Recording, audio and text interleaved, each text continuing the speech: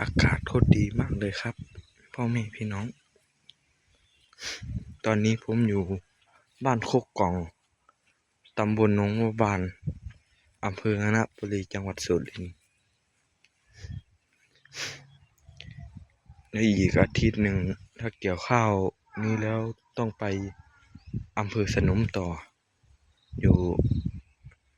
ไกลอยู่ตัวนี้อยู่แถวป่ายุคาก็มีหนทางไปสีขอจังอำเภอสีขอตำบลแคนก็ไปจังหวัดสุรินทร์พอดี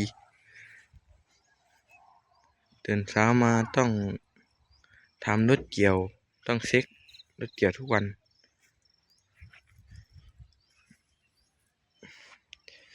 หนาวไหมคะต้องเช็ครถเกี่ยวสักพัฒนา